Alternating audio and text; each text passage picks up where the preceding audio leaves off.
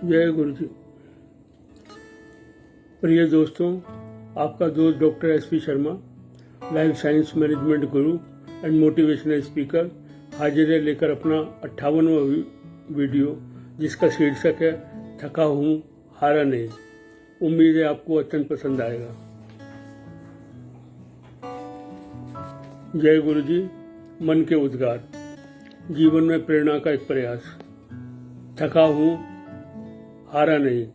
दोस्तों, आजकल जिधर भी देखो अक्सर लोग कहते हुए मिल जाएंगे, भाई बहुत हो गया, अब तो करते करते थक गए, अब हमसे कुछ ना हो पाएगा। वह अब जीवन के एक बोझ की तरह ढोने का प्रयास कर रहे हैं, जबकि बीते दिनों एक चैलेंज की तरह लिया करते थे। कुछ करके दिखाना है, यह सब भावना अब लुप्त हो चुकी है। वह हताशा, निराशा व अंधकार के साए में घिर गए हैं। हालांकि शारीरिक रूप से ठीक ठाक हैं, पर हाँ, मानसिक रूप से जरूर बीमार हो चुके हैं। आपने ये उक्ति तो सुनी होगी कि मन के हारे हारे, मन के जीते जीत। अर्थात ये आपके ऊपर निर्भर करता है कि आप क्या सोचते हैं, कैसे उसको अमली जामा पहनाते हैं, उसी के अनुसार आपको परिणाम मिलते हैं। जीवन में कई चरण आते हैं, जिसमें प्रथम चरण बचपन का है, जहाँ व्यक्ति को चलना सिखाया जाता है, आगे बढ़ना बताया जाता है। उसके बाद जैसे ही वह यौवन की दहलीज पर कदम रखता है, उसे दुनिया के तमाम चैलेंजेस का सामना करना पड़ता है, और वह करता भी है। इसके बाद पूरा जीवन एक संघर्षों की कहानी बनकर रह जाता है। बहुत बड़ा इतिहास हर व्यक्ति के जीवन में लिख दिया जाता है, और उसके बाद जीवन की शाम जैसे जैसे ढलने लगती है, शारीरिक गतिविधियां मध्यम पड़ने लगती हैं, तभी उसने खींच कर व्यक्ति में थकने की भावना का उदय हो जाता है।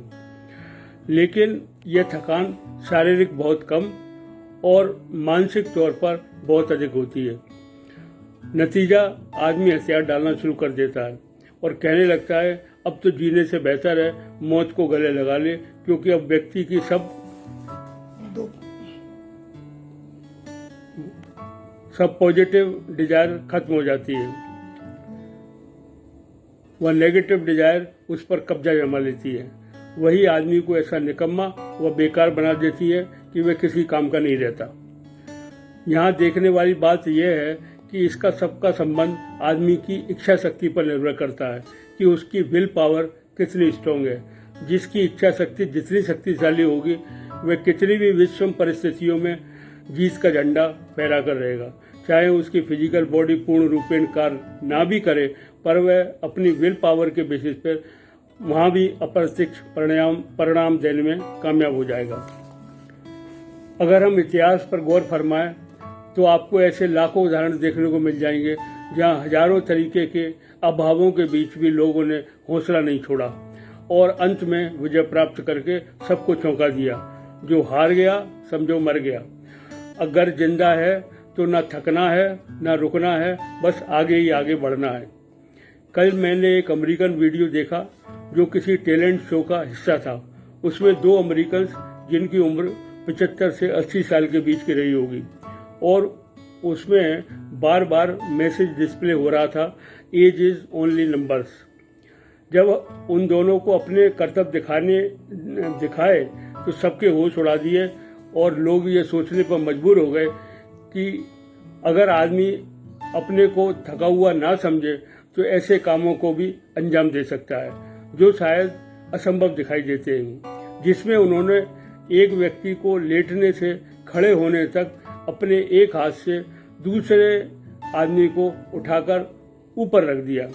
इस उम्र में यह कर्तव्य वाकई काबिल तारीफ, अद्भुत व रोमांचक था। इसी तरह अगर आप अपने चारों तरफ निगाह दौड़ाएं तो ऐसी कई घटनाएं आप खोज पाएंगे जहां दुनिया थकी जरूर है, परंतु हारी नहीं है। हाँ, यह जरूर है कि भीड़ आपको हार मानने वालों की ही मिलेगी। कारण सिर्फ सोच और अप्रोच का है, क्योंकि जैसा आप सोचते हैं वैसा ही हो जाते हैं। अब हम इस बात की तह में जाकर विचार करें तो आपको पता चलेगा कि ये सब आपके विचारों का कमाल है। विचार अच्छे हो तो अच्छा और बुरे हो तो बुरा, यह थंब रूल है। पर मुख्य चीज तो जो है वह है आप इनसे कैसे डील करते हैं, क्योंकि जो भी विचार आपके माइंड में पैदा होता है उसको कैसे व्यवहार में लाना है, यही है art of living successfully and happily. हमारे दिमाग में दो हिस्से हैं, एक आपका कॉन्शियस माइंड जो आपकी बॉडी से संबंधित है, तथा दूसरा अनकॉन्शियस माइंड जो यूनिवर्स से संबंधित है। हमारे जितनी भी गतिविधियां जो हमारे शरीर में संचालित होती हैं, किसी चीज़ का एक्शन या रिएक्शन इसी दिमाग के हिस्से के द्वारा मैनेज होता है। जैसी परिस्थिति होती है आदमी उसी प्रकार उससे निपट लेता है। यह कॉन्शियस माइंड सब अच्छे बुरे को समझता है और जो भी जीवन की प्राप्ति में घटित होता है, इसीलिए इसे जागृत दिमाग की संज्ञा दी गई है।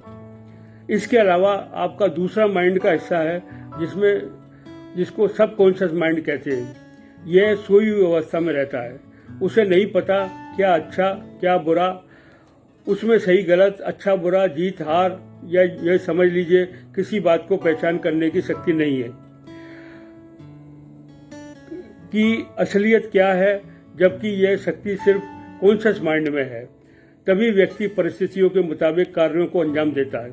यहाँ यह इसकी कमजोरी या शक्ति कुछ भी मान सकते हो, क्योंकि यही कमजोरी इसकी बहुत बड़ी शक्ति है। इसी के कारण आदमी इसका भरपूर फायदा उठा सकता है।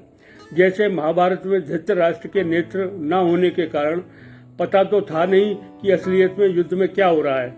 जैसा संजय उनको सुनाते थे वैसा ही वे मानते थे और उसी प्रकार के उनके विचार जन्म लेते थे। यहाँ ये गौर फरमाने वाली बात है कि हमारे सबकॉन्शियस माइंड की कुछ ऐसी अद्भुत कैरेक्टरिस्टिक हैं जिसके अगर हम समझ जाएं तो बूढ़े को जवान और जवान को बूढ़ा बनाकर काम ले सकते हैं। पहली बात, सबकॉन्शियस माइंड ये डिफरेंशिएट नहीं कर सकता कि वास्तविक घटना है क्या। उसमें तो जो आप चाहोगे वही कहकर फीड करोगे और वह मान लेगा। दूसरी बात, वह इस बात को इन टोटो ग्रस्त करके रख लेगा। तीसरी बात, जब आपको उस विचार की आवश्यकता होगी वह उभर कर बाहर चला आएगा। चौथी बात, जब यह विचार काम करेगा तो ऐसा करेगा कि वह विचार माना जाएगा, दूसरा विचार कोई नहीं माना जाएगा। पांचवी बात, अगर आपका कॉन्शियस माइंड उस विचार को इम्प्लीमेंट होने से रोकना भी चाहे एड़ी चोटी का जोर लगाकर, वह हमेशा नाकाम रहेगा। कारण यह विचार यूनिवर्स के विचार से तालमेल बना चुका है और अगर उस थॉट का कनेक्शन यूनिवर्सल रूल के मुताबिक डिजाइन हो गया है तो यह घटित होने से कोई नहीं रोक सकता। छठी बात, सबकॉन्शियस माइंड के हर विचार को वीटो पावर है, चाहे वे कॉन्शियस माइंड कितने भी दलीलें रख दे उसको रोकने की, क्योंकि वह वीटो करके अपना वर्चस्व कायम रखेगा। सातवीं बात, किसी भी सबकॉन्शियस माइंड में थॉट्स को लगातार भेजना पड़ता है। वह व्यक्ति विशेष पर निर्भर करता है कि वे क्या भेज रहा है, क्योंकि सबकॉन्शियस माइंड को तो जो भेजोगे उसे शायद स्वीकार करके सुरक्षित रख लेगा और जब समय आएगा तो आपके सामने प्रकट हो जाएगा। आठवीं बात, जो भी थॉट आप सबकॉन्शियस माइंड में फीड करते हो वही आपकी विद्वता की सच्ची पहचान है। जैसे कई लोग हमेशा निराशा, हताशा, व्यथा, ईर्ष्या, जलन, द्वेष, बदला, घृणा, लोभ, मोह व नफरत के विचारों को ही फीड करते रहते हैं, वे स्टोर होते रहते हैं। नवीं बात, बहुत से लोग हमेशा प्रेम, मोहब्बत, भाईचारा, खुशहाली, सहयोग, उत्साह वाली बातें या कह सकते हैं कि वे लोग हर समय गलत चीजों को भी अच्छाई कहकर फीड करते हैं। नवीं बात, इसमें बहुत सी खराब चीजों का भी रूपांतरण अच्छी चीजों में किया गया है, तो सबकॉन्शियस माइंड को इसके कोई मतलब नहीं है। वह तो इनको अच्छी चीजें मानकर ही गुड थॉट्स के रूप में स्वीकार करेगा और उसी अवस्था में स्टोर करेगा। 10वीं बात, देखने में बात यह है कि आप अच्छी को अच्छी या बुरी को बुरी अच्छी घटना बनाकर फीड करने के लिए स्वतंत्र हैं। यह व्यक्ति विशेष की एक अनोखी पावर है जो परवरदिगार ने उन्हें अता की है, जिसका सहारा लेकर वे जैसा चाहे हर दुर्घटना या घटना में परिवर्तित करने की शक्ति रखता है। 11वीं बात, जब समय आएगा तो यही विचार जो सबकॉन्शियस माइंड में स्टोर हैं बाहर निकलकर कॉन्शियस माइंड के थ्रू इम्प्लीमेंट होना शुरू हो जाते हैं। 12वीं बात, क्योंकि आपने अपने मन के हिसाब से चुनकर विचारों का संकलन किया है तो वैसे ही परिणाम ये विचार आपको दिलाएंगे। 13वीं बात, जब ये विचार अच्छे हो या बुरे काम करेंगे तो जैसा वे होंगे वैसे ही परिणाम आपको मिलते जाएंगे। तो दोस्तों, ये है miracle power of conscious mind. इसीलिए कहा जाता है कि सब कुछ आपकी सोच पर निर्भर है, पर डाटा जो आपने अपने अनकॉन्शियस माइंड में फीड करे हैं वही काम करेंगे। इसलिए मेरा कहना यह है कि आपको अपने सबकॉन्शियस माइंड का बहुत ख्याल रखने की जरूरत है, क्योंकि जीवन के रण में यही आपके जीत और हार का फैसला करेगा। आप दुनिया में किसी भी सफल व्यक्ति की कुंडली उठाकर देख लीजिए, उन सब ने इसी टेक्निक का सहारा लेकर दुनिया में नाम कमाया है। बिना इस टेक्निक के आज के ज़माने में सफल होने पर सवाल बना रहता है। इसलिए हमेशा पॉजिटिव थॉट्स को एंटरटेन करें, नेगेटिव को भी पॉजिटिव बनाकर फीड करें, अन्यथा जैसा बोओगे वैसा ही काटोगे। विषम परिस्थितियों से मुकाबला करने का यही एक रामबाण उपाय है आज के मॉडर्न मैनेजमेंट का। इसलिए इस पर प्रैक्टिस कीजिए और जीवन सफल बनाइए। इसलिए मेरे सबकॉन्शियस माइंड में जब हार के विचार ही नहीं है तो थकने का या रुकने का के आगे विचार कहाँ से आएंगे। इसलिए अपने को कभी थका हुआ, गिरा हुआ, असहाय व कमजोर मत समझो, क्योंकि जब आपके साथ पूरी कायनात है तो हारने का, थकने का, गिरने का और सवाल ही पैदा नहीं होता है तो सिर्फ क्यों होता है, क्योंकि आपको समझना चाहिए कभी नहीं हो सकता ऐसा। You are born to win the whole world, but first you have to win your brain. Once you won, dead sure you can win both the worlds by the grace of God. दोस्तों, यही है आज का मधुर संदेश और इसकी शान में दो शब्द कहना चाहूँगा, कुछ इस तरह गौर फरमाइए। हार को मात दे सकोगे अगर छोड़ पाए आदत थकान की।